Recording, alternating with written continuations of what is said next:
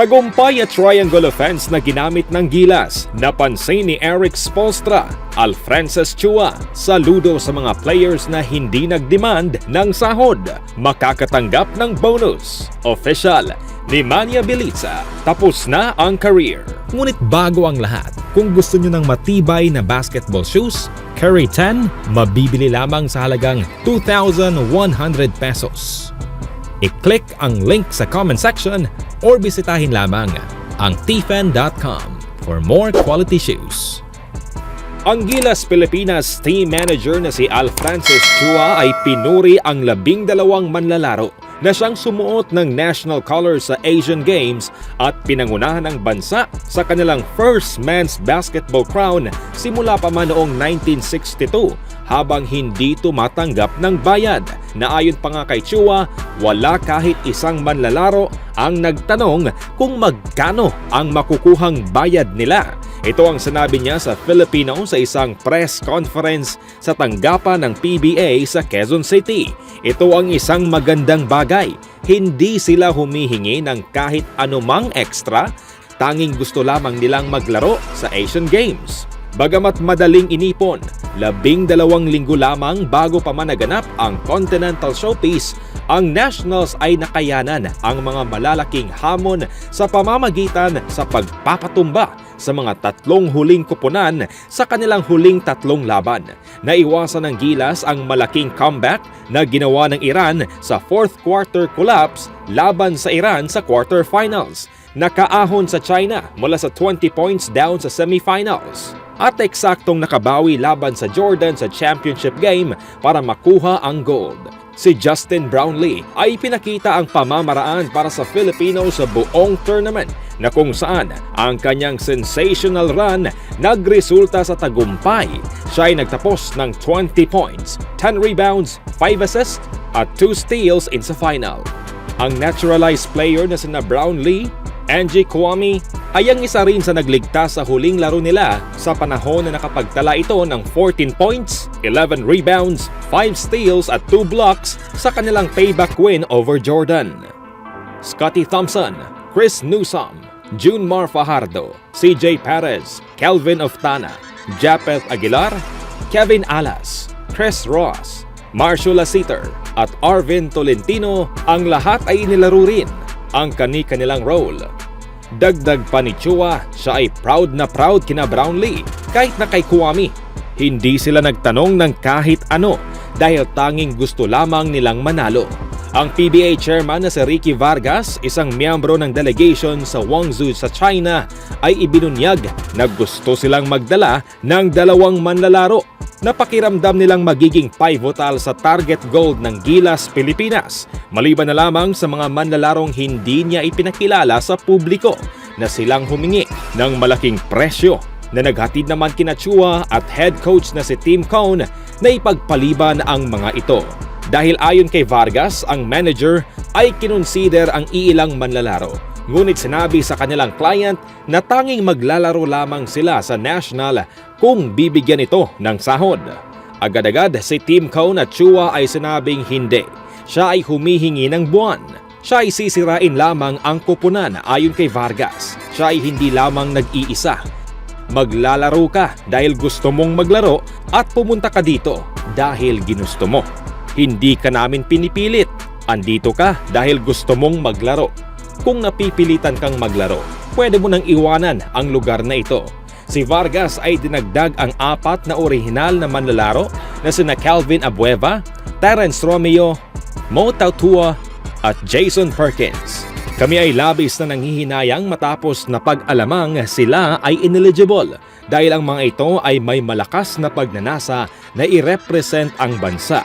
Kakaiba ang team na ito. Hindi man sila ang pinakamahusay at marahil mapapamura ka kung hindi man namin nakuha ang mga pinakamahuhusay. Ngunit ngayon, sila ang naging pinakamagaling sa Asia ayon kay Vargas.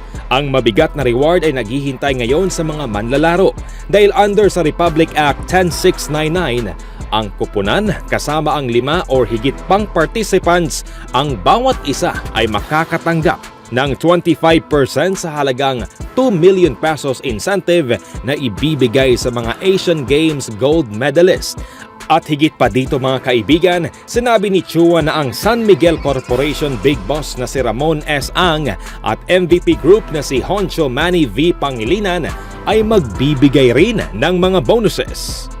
Anong masasabi niyo mga kaibigan sa mga players na ito na kusang naglaro sa bansa habang hindi nagdemand ng kahit anuman, lalong-lalo na kina Justin Brownlee at Angie Kwame?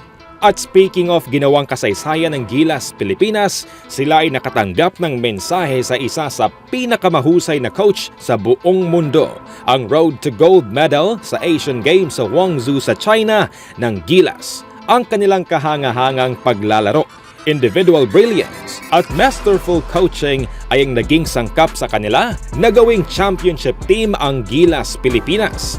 Ang mga Filipino sa buong mundo ay hindi na itatanong pa ang pamamaraan kung ano nga ba ang may dadala ni Tim Cone at ng kanyang mga coaching staff sa mesa.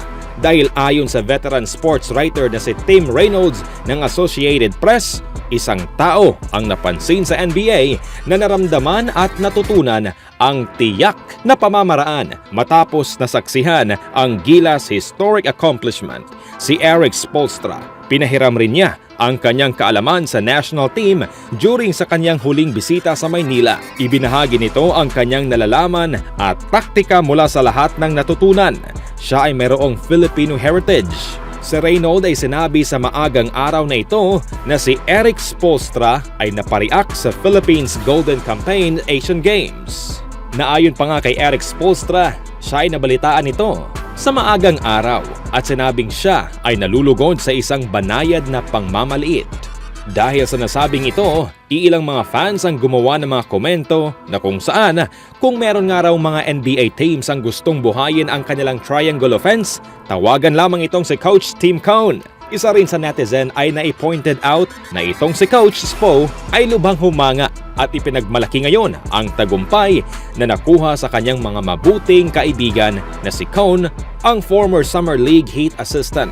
Dahil noong 2022 si Spoelstra ay inimbitahan ang winning coach sa PBA na maging parte sa Heat coaching staff sa NBA Summer League. Siyempre, hindi pinalampas ni Cone ang pagkakataon na siyang nagresulta naman sa magandang karanasan para mas maging mahusay na taktisyan. Oo, si Spo at ang Barangay Ginebra San Miguel headmaster ay malapit na magkaibigan. Hindi na isang sorpresa dahil ang dalawa ay maraming pagkakatulad, bagay na napagmay-ari nila ang maraming panalo sa larong basketball. Anong masasabi niyo mga kaibigan?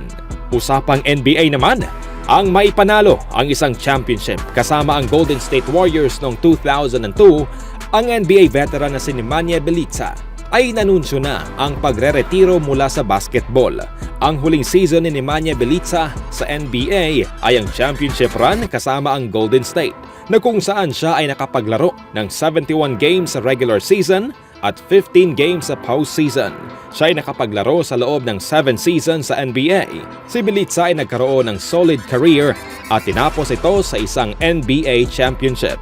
Habang maraming ups and downs dito kay Nemanja Bjelica sa kanyang final NBA season, siya naman ay nagkaroon ng overall positive contributions para sa Warriors. Maging siya ay naging susi sa parehong regular season at postseason.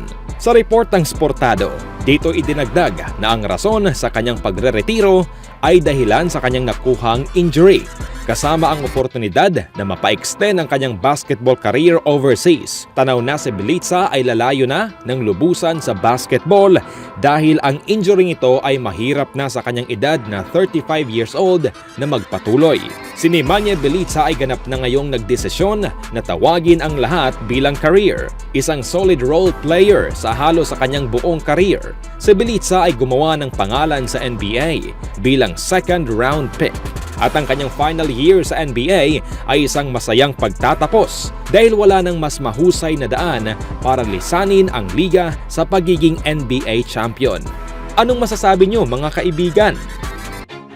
I always do it on my own, so I gotta get through it. And the only thing I know is to love what I'm doing. Never give up, never slow, till I finally prove it. Never listen to the no's, I just wanna keep moving. Keep my head up when I act, head up, that's a fact. Never looking back, I'ma keep myself on track.